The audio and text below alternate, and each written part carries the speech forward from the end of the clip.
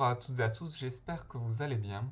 Alors avant de commencer ce second chapitre d'histoire de votre année de troisième, j'aimerais rendre un vibrant hommage à mon collègue d'histoire-géographie, Samuel Paty, qui a été assassiné et décapité la semaine dernière par un individu, jeune, un individu qui pensait que sa foi était insultée par l'enseignement que proposait ce monsieur et qui a utilisé la violence, euh, une violence abominable, pour mener à bien son projet. Pour cette raison, on qualifie ce meurtrier de terroriste islamiste.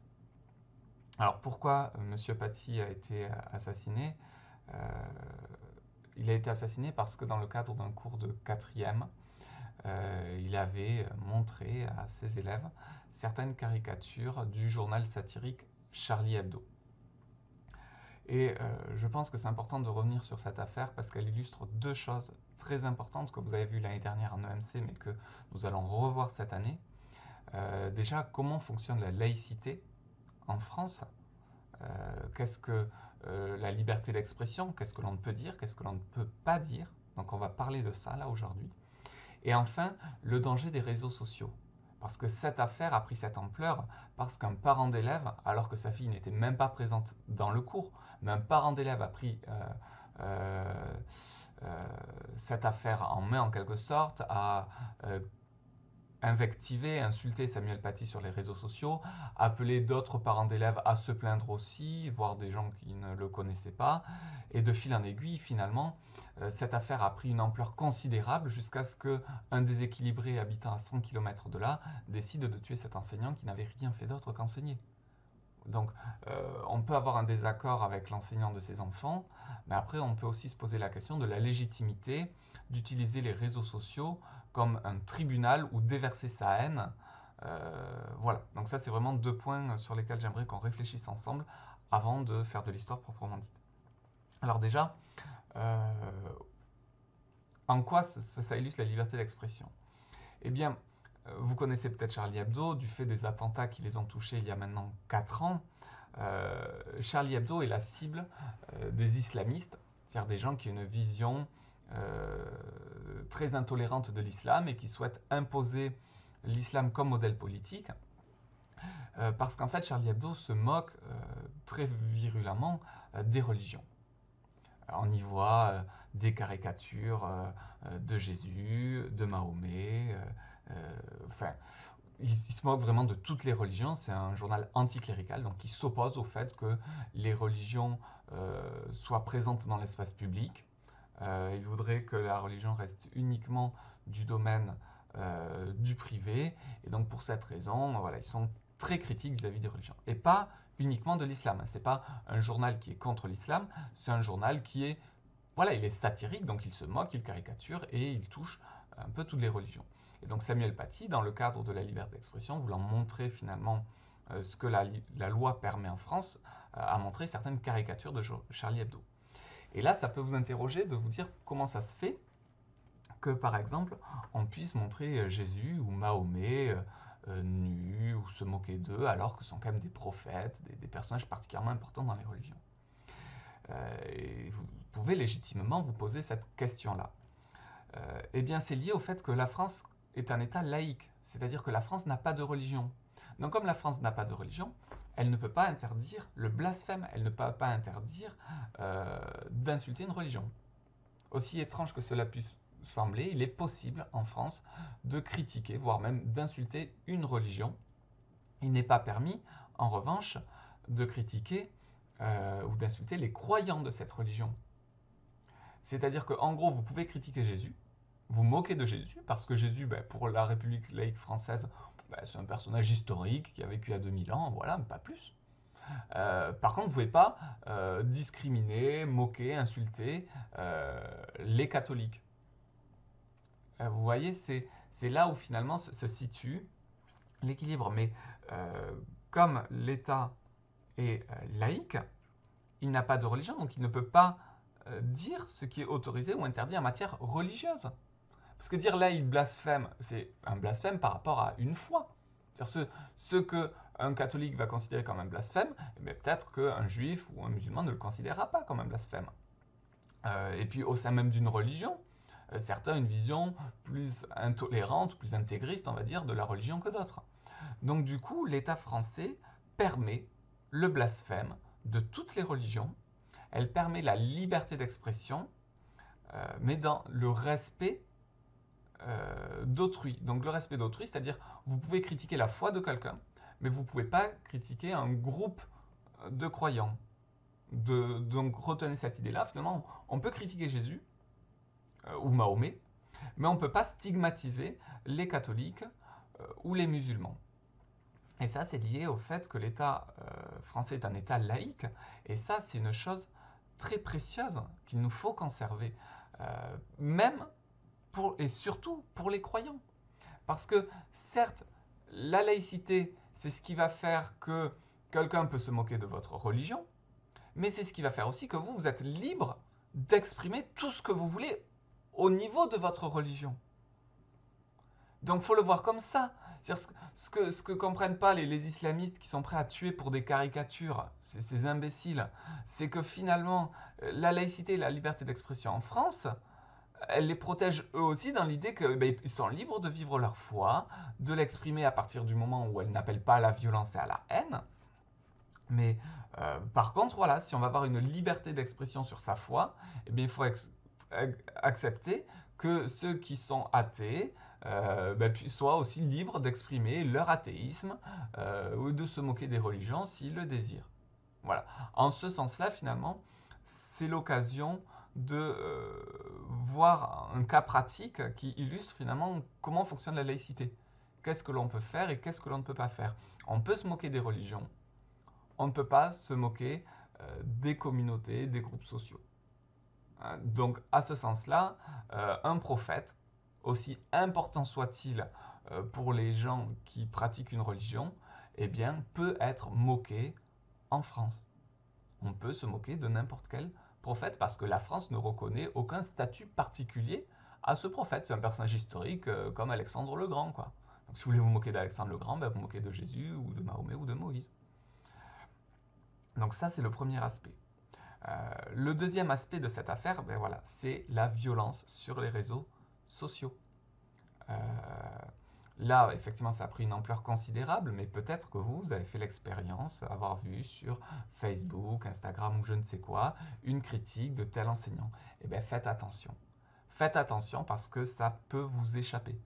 Voilà, vous mettez un élément comme ça, vous le sortez du collège, et puis ça va être lu par n'importe qui, n'importe quelle personne déséquilibrée, en mal de bouc émissaire, avec une volonté de lâcher sa violence et sa haine, eh bien, va instrumentaliser la chose que vous avez mise sur les réseaux sociaux. Donc, de là, protégez-vous, mettez-en le moins possible et réfléchissez bien à ce qui relève du privé et ce qui relève du public. Voilà, c'est ce parent d'élève-là qui a mis le nom de Samuel Paty sur les réseaux sociaux en disant voilà, ce qu'a fait ce professeur est inadmissible, il faut prendre des mesures contre lui, etc. Eh bien, cet homme-là est inconscient. Cet homme-là est pas coupable de sa mort, ce n'est pas lui qui l'a tué, mais il a une responsabilité. Il a une responsabilité là-dedans. Et donc ça, il faut que ça nous fasse réfléchir aussi à nous dire, eh bien, est-ce que parfois, dans l'usage que l'on fait des réseaux sociaux, on ne va pas trop dire de choses, stigmatiser une personne, stigmatiser un groupe de personnes, et essayer d'avoir un usage quand même plus retenu de ces réseaux sociaux qui très vite, peuvent nous échapper. Donc je referme cette parenthèse sur Monsieur Paty. Nous en rediscuterons de toute façon en classe entière, hein, puisque ça doit être l'occasion aussi de se questionner sur le rapport entre les élèves et les enseignants, comment communiquer, quelle est la place de l'enseignement. Et voilà, et je pense qu'on ne peut pas lui rendre un plus bel hommage qu'en se disant que, eh bien, il faut continuer à enseigner notamment l'enseignement moral et civique pour ouvrir des discussions, pour comprendre comment fonctionne la loi. C'est-à-dire, vous avez le droit, vous, de ne pas être d'accord avec des choses. Vous pouvez vous dire, moi je ne suis pas d'accord avec Charlie Hebdo, je ne me reconnais pas dans les caricatures de Charlie Hebdo. Vous avez parfaitement la possibilité de penser cela. Néanmoins, le droit français protège Charlie Hebdo. Parce que eh bien, la liberté d'expression, la liberté de la presse leur permet de faire des caricatures. Et si vous êtes contre certaines de leurs caricatures, eh bien, vous faites un procès. Mais Charlie Hebdo a gagné la quasi-totalité de leurs procès. Parce que justement, ils font attention à rester dans le cadre de la loi. Donc, apprenons comment fonctionnent les lois de notre pays, quel est l'esprit derrière ces lois, cet esprit de la laïcité. Et voilà, et si on a un désaccord, eh bien déjà, Charlie Hebdo, eh bien, vous n'êtes pas obligé de le lire. C'est voilà, un journal, moi il y a plein de journaux que je déteste, dont je ne me reconnais absolument pas dans les lignes éditoriales, et bien jamais je donnerai un seul centime pour acheter ces journaux-là. Mais après, si j'ai envie de m'acheter Charlie Hebdo, et bien je suis libre de l'acheter. Je sais que c'est satirique, qu'il y a des moments où je vais peut-être être un petit peu choqué, mais voilà, c'est ce que vont chercher justement les lecteurs de Charlie Hebdo, de la satire, de l'humour, du sarcasme. Donc voilà, que ce soit l'occasion de nous dire que la seule façon dont on arrivera à se débarrasser du terrorisme islamiste, c'est en discutant, en parlant de la laïcité, en parlant des religions et en comprenant que la laïcité, elle ne se fait pas contre les religions. La laïcité, elle se fait justement pour que toutes les religions soient au même niveau. Il faut vraiment arriver à comprendre et à discuter ça. Mais bon, on y reviendra. Et sur ce, on va passer donc au début du chapitre 2 qui s'intitule Démocratie et totalitarisme dans l'entre-deux-guerres. Donc, nous sommes au lendemain de la Première Guerre mondiale, 1918, et de nouveaux régimes font leur apparition, des régimes qui ont été qualifiés par la suite de totalitaires. Alors là, on a une photographie prise à l'exposition universelle de Paris. Les expositions universelles sont des expositions qui ont lieu tous les 4 ans, où chaque pays a un pavillon et veut un peu en profiter pour montrer ses richesses. Et là, c'est intéressant parce que sur cette photographie, on voit se faire face à droite le pavillon de l'URSS, avec un homme et une femme portant un marteau et une faucille, symbole du communisme, et il fait face à un gigantesque dôme néoclassique avec cet aigle-là, symbole du nazisme. Donc on voit comment nous sommes 2 ans avant la Seconde Guerre mondiale et déjà symboliquement se font face deux régimes totalitaires, le communisme de Staline en URSS et le nazisme d'Hitler en Allemagne. Alors justement, ces régimes totalitaires, quels sont-ils? Eh bien, on en distingue 3. Le premier, c'est le fascisme, mis en place par Mussolini en Italie. Puis vient le stalinisme en URSS en 1924. C'est-à-dire que le communisme mis en place par Lénine de 1917 à 1924, on ne considère pas encore que c'est un régime totalitaire. C'est-à-dire que Lénine instaure un régime dictatorial, communiste, mais l'URSS ne devient totalitaire et ne bascule dans le totalitarisme qu'avec Staline. Et on va voir justement quelles sont les différences entre Lénine et Staline qui font qu'on parle de totalitarisme avec Staline. Et le troisième régime totalitaire, c'est le nazisme, qui arrive au pouvoir en Allemagne en 1933 avec la figure d'Adolf Hitler.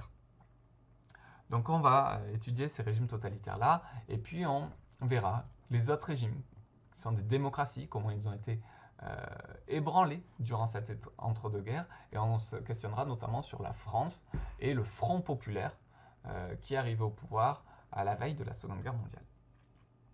Alors, ces régimes totalitaires-là, le fascisme, le stalinisme, le nazisme, qu'est-ce qu'ils ont de commun? Eh bien, un régime totalitaire, c'est un régime où l'État veut imposer une idéologie officielle. Il n'y a qu'une seule façon de voir, et pour cela, il n'y a qu'un seul parti politique.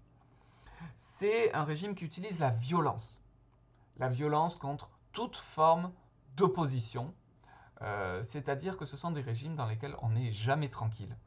On pense que à tout moment, on peut être arrêté, déporté, exécuté. Et donc, il y a ce qu'on appelle une terreur de masse. Personne n'est tranquille. On a une violence omniprésente. Et enfin, c'est un État où l'État veut tout contrôler. Tout contrôler, d'où cette idée de totalitaire, totalité. L'État contrôle la totalité du pays. Il contrôle la population, l'économie, l'information, la culture. Il veut contrôler tous les aspects de la vie des individus. Alors, nous allons commencer maintenant par le communisme et voir le passage de Lénine à Staline, comment s'est mis en place un régime totalitaire en URSS. Donc première partie, la mise en place d'une dictature communiste par Lénine.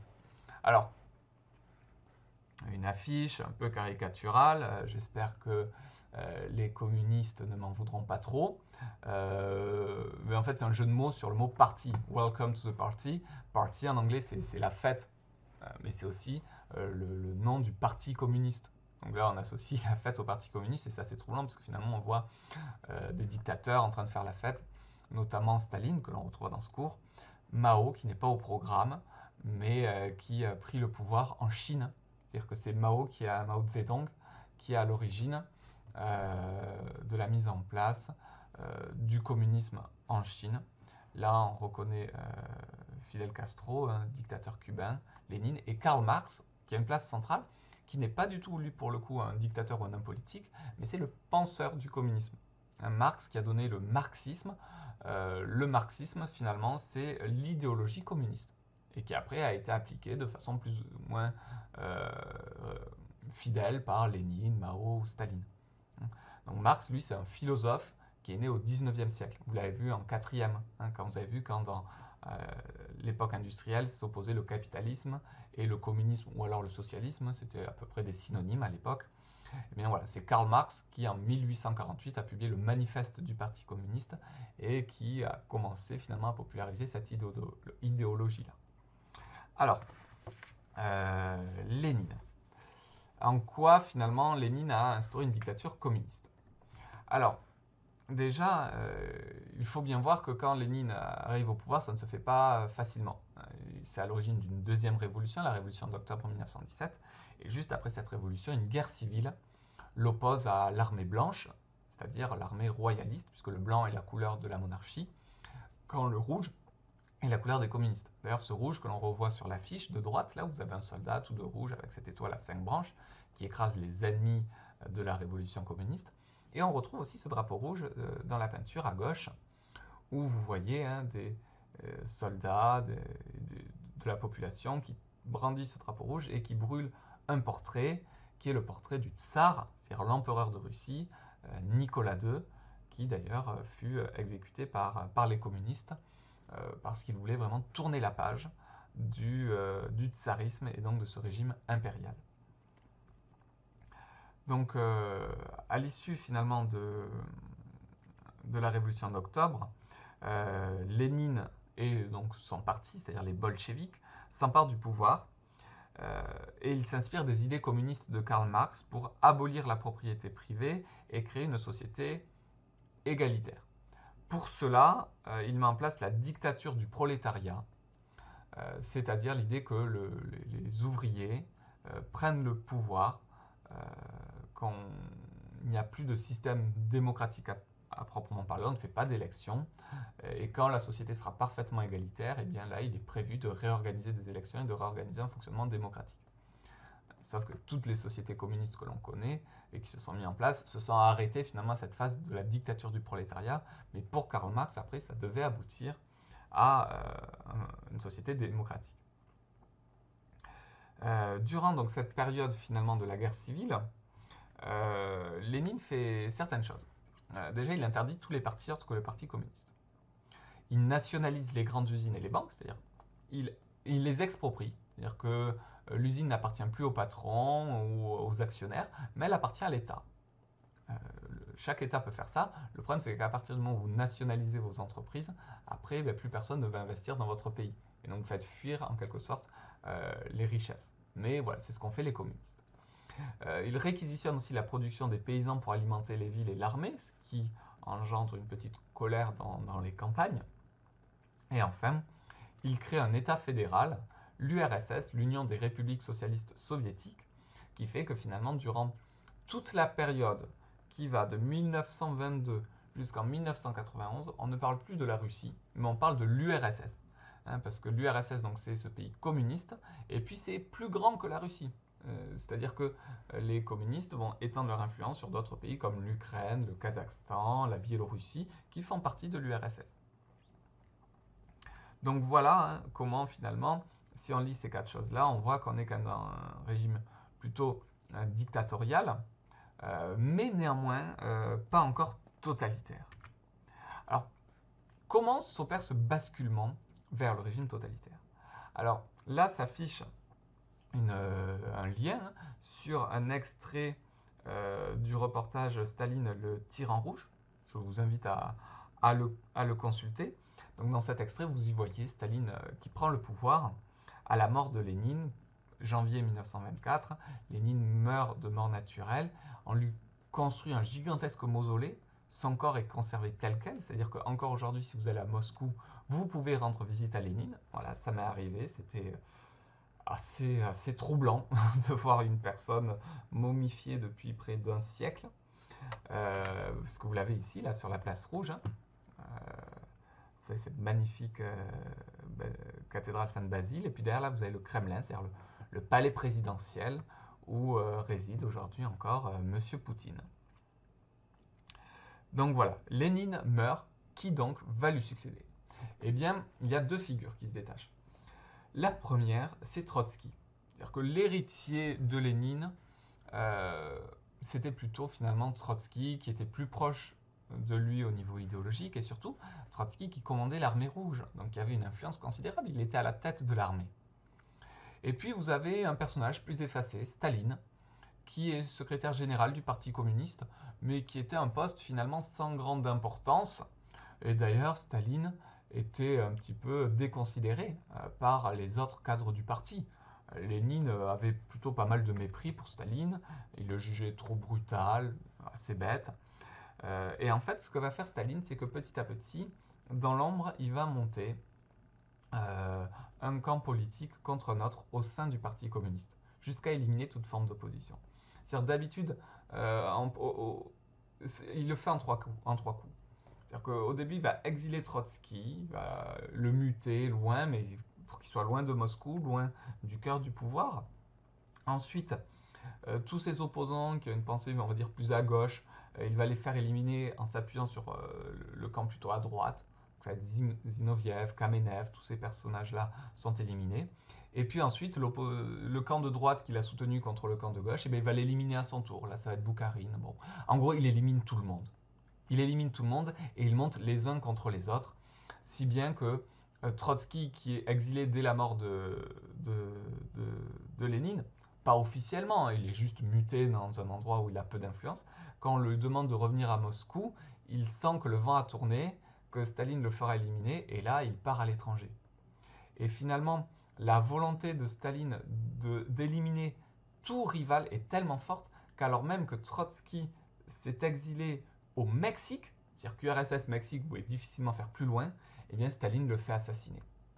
Donc là, ça montre vraiment le fonctionnement de ces régimes totalitaires qui est d'éliminer tout opposant, y compris les opposants à l'intérieur même du parti. Ça, c'est le cas avec Trotsky, mais si vous avez suivi l'actualité, je crois il y a 2-3 ans, l'oncle du dictateur de la Corée du Nord, Kim Jong-un, s'est fait tuer dans un aéroport. Là aussi, on est en dehors de la Corée du Nord et pourtant, la Corée du Nord a envoyé des espions, des assassins, éliminer cet opposant politique bien loin de leur pays. C'est exactement la même chose qu'avait fait Staline. Donc, Staline élimine tous ses rivaux, dont la figure principale de Trotsky. Les autres ne les retenaient pas, mais gardez dans un coin de l'esprit qu'il n'y a pas eu que Trotsky d'éliminer. Il a vraiment éliminé finalement la majorité des grands leaders communistes qui étaient présents lors de la révolution d'octobre 1917. Et ensuite, il décide d'accélérer la mise en place du communisme pour que l'URSS devienne une grande puissance économique. Alors pour cela, déjà, il impose la collectivisation de l'agriculture. La collectivisation, c'est-à-dire que l'agriculture devient quelque chose de collectif. On crée des kolkhozes, c'est-à-dire des grandes fermes collectives. Vous voyez, finalement, si on voit ce schéma, avant la révolution de 1917, la majorité des terres appartenaient aux nobles. Avec Lénine, les terres des nobles sont redistribuées aux petits paysans, et à moitié transformées en prairies communautaires accessibles pour tout le monde. Staline garde les prairies communautaires, garde un tout petit peu de parcelles pour les paysans, mais la majorité du territoire agricole devient le kolkhoz, c'est-à-dire la ferme collective. Ça, c'est une volonté vraiment de projeter le modèle communiste ouvrier. L'usine appartient à l'État, tous les ouvriers touchent le même salaire à l'usine pour la même charge de travail, au monde agricole. L'exploitation appartient à l'État, tous les paysans travaillent dans l'exploitation et reçoivent la même récolte. Et le problème, c'est que ça ne vous pousse pas à faire le maximum. Vous voyez, c'est comme si je vous disais, il va y avoir une évaluation, je ferai la moyenne de la classe, et chacun aura la note correspondant à la moyenne de la classe. Ça va peut-être moins vous donner envie de travailler que si vous avez juste votre note individuelle. Et c'est un peu la limite du kolkhoz. C'est-à-dire que certes, le kolkhoz a l'avantage de créer un système égalitaire, mais c'est un système où vous n'avez pas forcément grand intérêt à vous démener.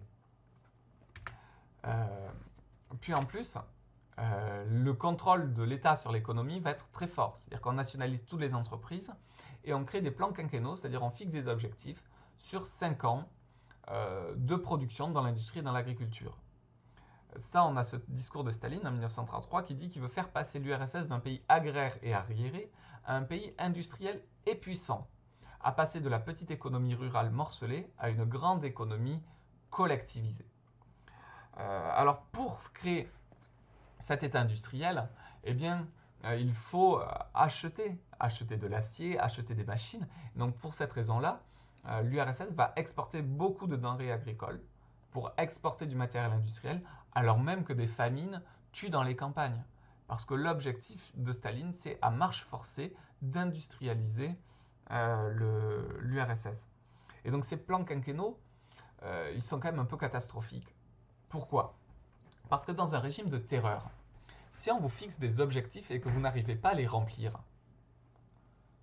eh bien vous êtes un petit peu embêté. Parce que si vous dites j'ai pas réussi à remplir les objectifs, vous insinuez donc que Staline et le Parti communiste s'est trompé en vous fixant ces objectifs. Donc c'est la mort assurée. Vous allez être accusé de sabotage et vous allez être exécuté. Donc finalement, on a un mensonge généralisé où les chefs des kolkhozes, les chefs des industries, n'oseront pas dire qu'ils parviennent à ne pas remplir les plans. Et par exemple, si dans l'agriculture, on leur dit, bon, vous devez produire 1000 tonnes, et sur ces 1000 tonnes, il y en a 800 qui sont pour l'État et 200 qui sont pour vous nourrir vous et pour semer l'année prochaine, mais si vous n'êtes parvenu à produire que 800 tonnes, eh bien vous allez dire à Staline, oui, j'ai bien produit 1000 tonnes, vous allez donner en fait les 800 tonnes, la totalité de votre exploitation, et vous ne garderez rien pour manger et rien pour semer l'année d'après. Donc vous avez comme ça une sorte de fuite en avant où Staline est convaincu que tout va bien parce que tout le monde lui dit oui, on remplit les objectifs. En fait, personne ne parvient à remplir les objectifs. Tout le monde ment et ça crée un effondrement économique catastrophique. Il y a eu à peu près la même chose quand Mao Zedong en Chine a voulu faire la même chose avec le grand bond en avant qui a causé quand même près de 10 millions de morts de famine. Donc c'est vraiment ces plans quinquennaux. Là aussi, dans l'idée, ça semble assez intéressant, mais dans l'application, ça a été finalement catastrophique. Alors justement, en parlant de catastrophique, qu'est-ce qui nous permet de dire que l'URSS devient un État totalitaire? Alors déjà, c'est un État totalitaire parce que Staline a une politique de terreur et de répression pour imposer son pouvoir. C'est-à-dire qu'au moment où il collectivise, où il récupère les terres agricoles pour créer les kolkhozes, il va s'en prendre à une classe sociale qui sont les koulaks. Les koulaks, ce sont les paysans riches. Effectivement, ces koulaks ont probablement moins intérêt à voir leurs terres réquisitionnées pour créer des fermes collectives que les paysans qui ne possèdent rien.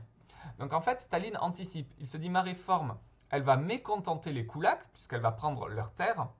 Donc du coup, autant les déporter, les éliminer tout de suite.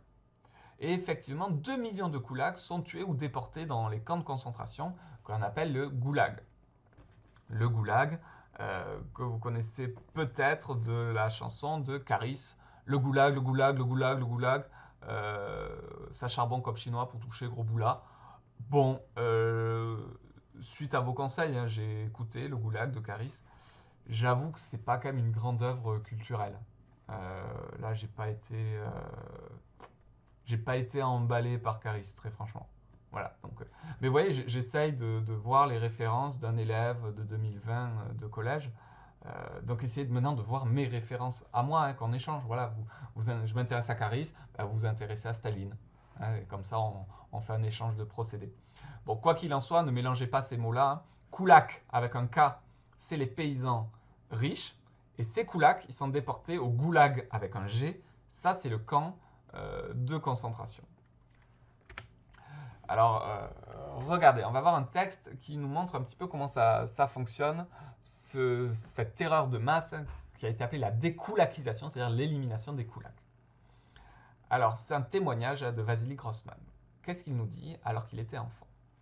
Peut-être que cela s'est passé autrement dans d'autres régions, mais dans la nôtre, ce fut ainsi. On a commencé par arrêter les chefs de famille.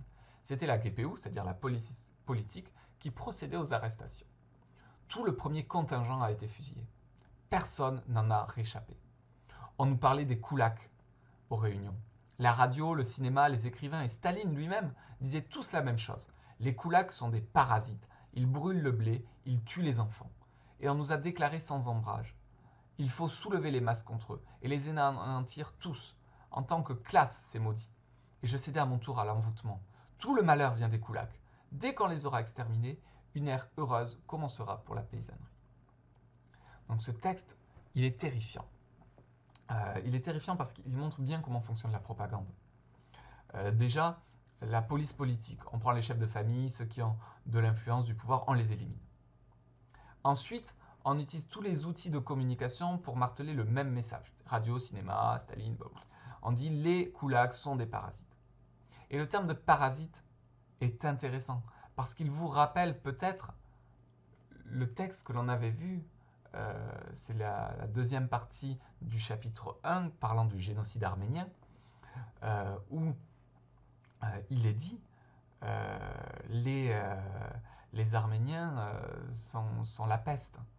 La peste, le parasite, c'est-à-dire que ce sont des choses qui sont incompatibles avec la vie humaine, des choses qu'il faut éliminer, des choses qui n'ont rien d'humain derrière. Donc si ce sont des parasites, on est déjà dans une logique là qui fait penser à celle d'un génocide. À la différence qu'un génocide, généralement, vise une religion ou un groupe ethnique. Alors que là, on vise un groupe social. C'est ça qui fait qu'on ne parle pas forcément de génocide, mais on peut parler d'extermination d'une classe sociale pour parler de ce qui s'est passé avec les koulaks. Et on voit que finalement, toutes les rumeurs, on est dans un système là qui est paranoïaque. Ils brûlent le blé, ils tuent les enfants. C'est absurde de penser ça. Mais comme dans tous les pays, eh bien oui, il y avait peut-être des incendies, il y avait des enfants qui disparaissaient. Et donc là, c'était facile d'avoir finalement un coupable tout désigné. Là, c'est le phénomène du bouc émissaire. C'est-à-dire que c'est ainsi que commencent généralement les massacres et les génocides. On dit, tiens, ce groupe, ils sont nos ennemis, et s'il y a quelque chose de mauvais qui nous arrive, c'est forcément de leur faute. Et donc on a une volonté là d'exterminer les koulaks jusqu'au dernier. On le voit aussi sur l'affiche ci-dessous ou sur la bannière, il est écrit « Nous, kolkhosiens », donc les travailleurs du kolkhoz, sur la base d'une collectivisation totale, nous liquidons le koulak en tant que classe. Ça, c'est une phrase qui a été prononcée par Staline, de liquider les koulaks en tant que classe. Il ne veut plus de cette classe sociale, il extermine tous les paysans aisés des campagnes. Après, il y a cette question de l'encadrement. C'est-à-dire que toute la société, hein, la jeunesse, mais les femmes, les ouvriers aussi, sont encadrés dans des organisations communistes. Là, par exemple, vous avez l'affiche des Komsomol. Les Komsomol sont les jeunesses communistes, hein, ces jeunes de 14 à 25 ans qui allaient dans des camps pour finalement se faire endoctriner et être enseignés, mais qu'on leur enseigne finalement cette pensée unique du communisme tel que le considère Staline. Et on voit là sur cette image de propagande que Staline apparaît comme quelqu'un de gentil, de proche, de simple.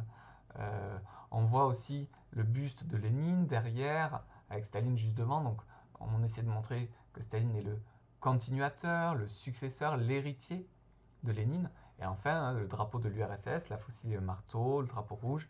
Et là aussi, l'affiche est écrite en rouge, c'est-à-dire la couleur du communisme.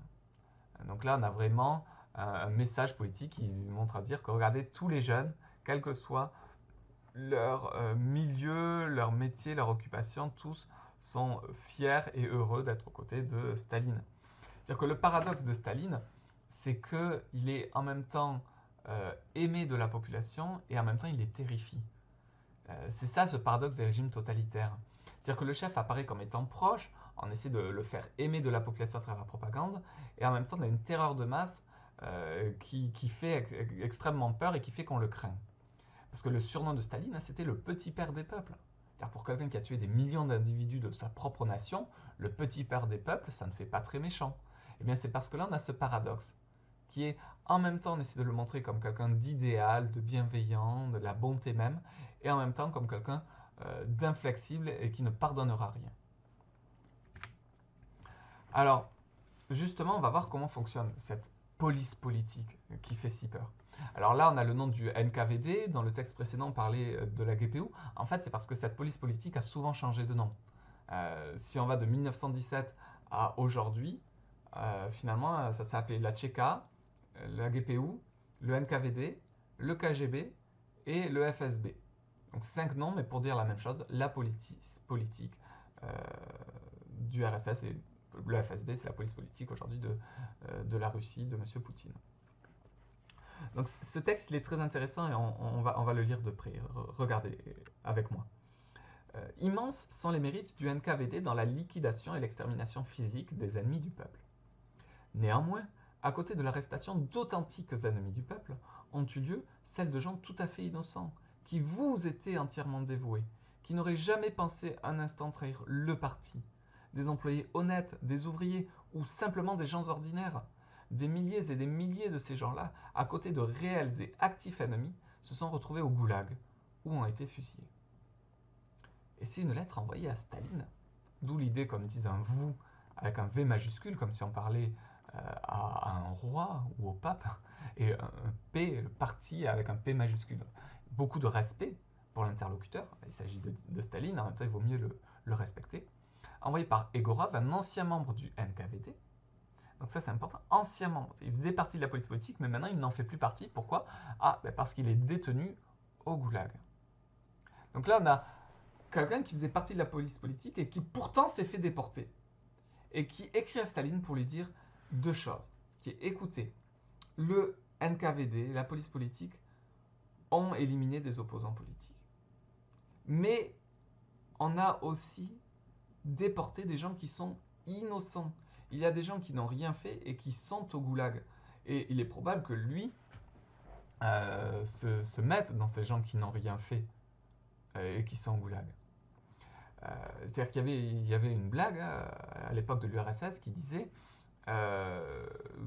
tu as pris combien de temps pour aller au goulag de prison? Il dit 20 ans. Et qu'est-ce que tu as fait pour avoir 20 ans de camp? Ben rien. Ben si, tu as fait quelque chose. Parce que si tu n'avais rien fait, tu n'aurais pris que 10 ans. C'est un humour un peu particulier, l'humour soviétique. Mais ce que dit cette blague, c'est que quand même, voilà, ceux qui ne font rien, on leur met quand même de base 10 ans de prison.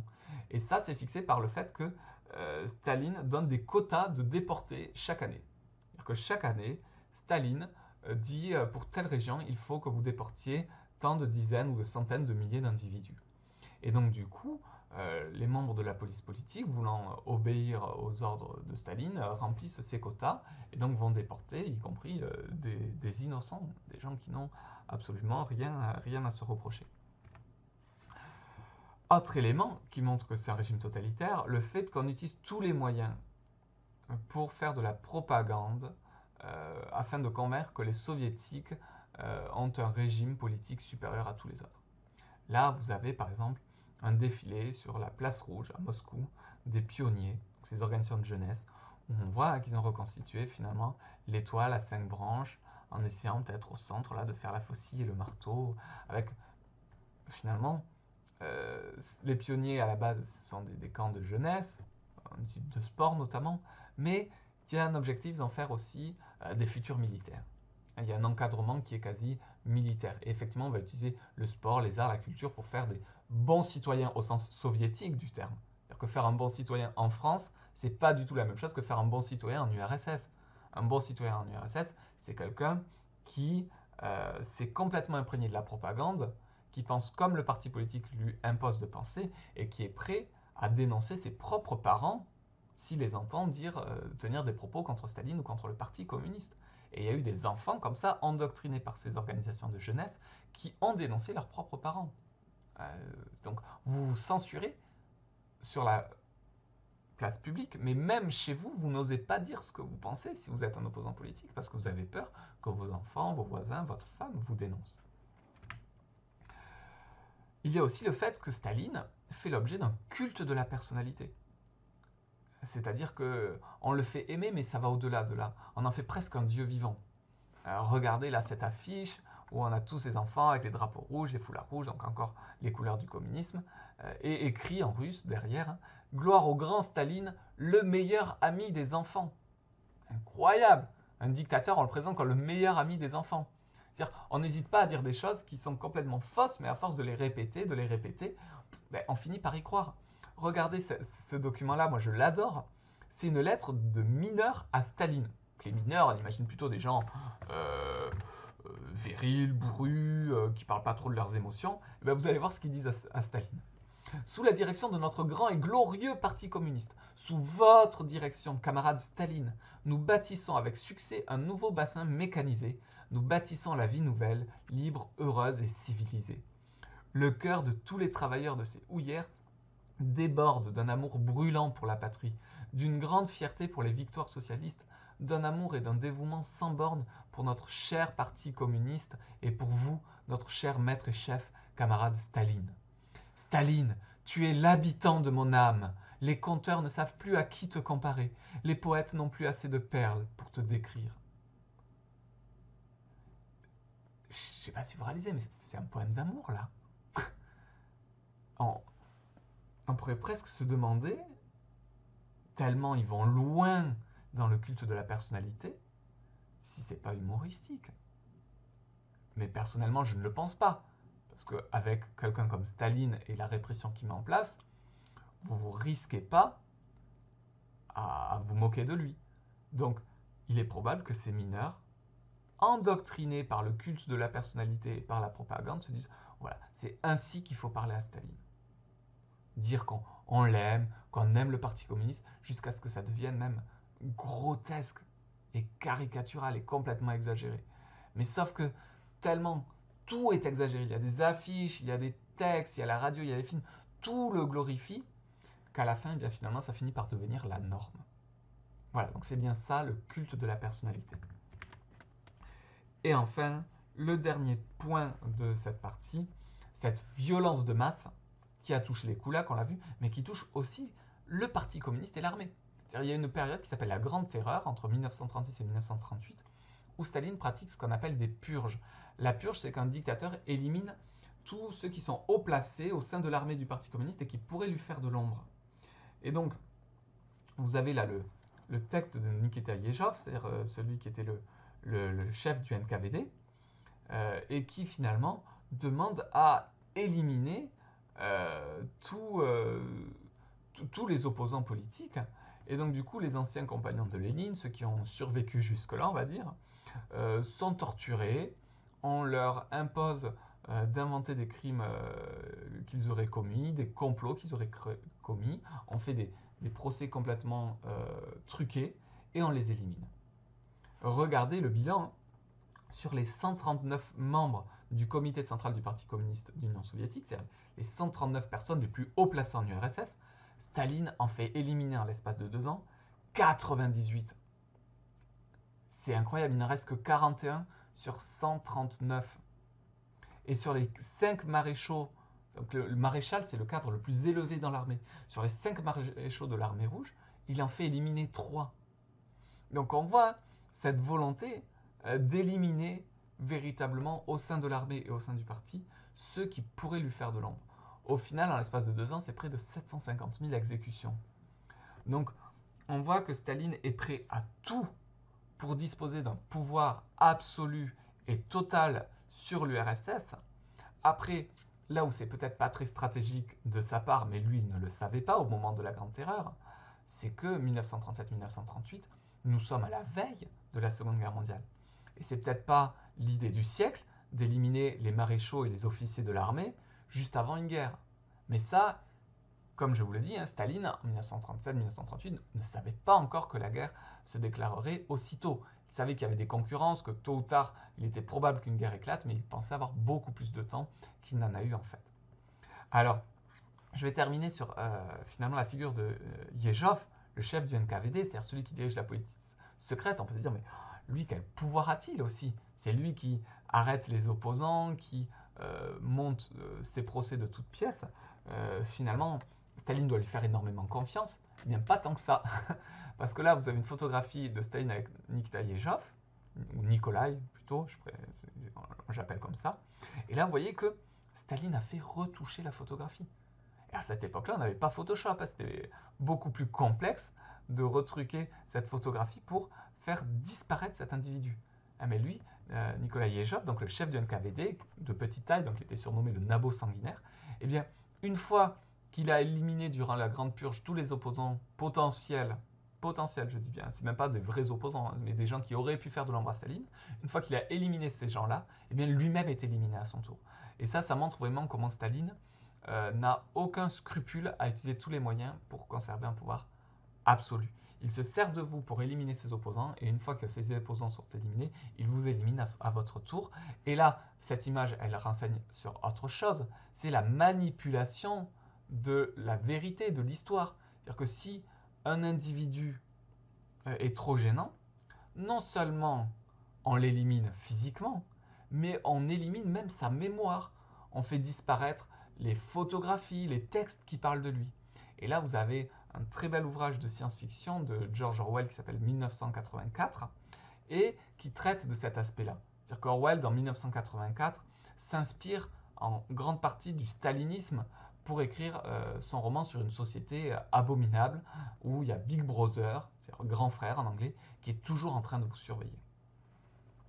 Donc voilà, sur ce, c'est terminé pour aujourd'hui.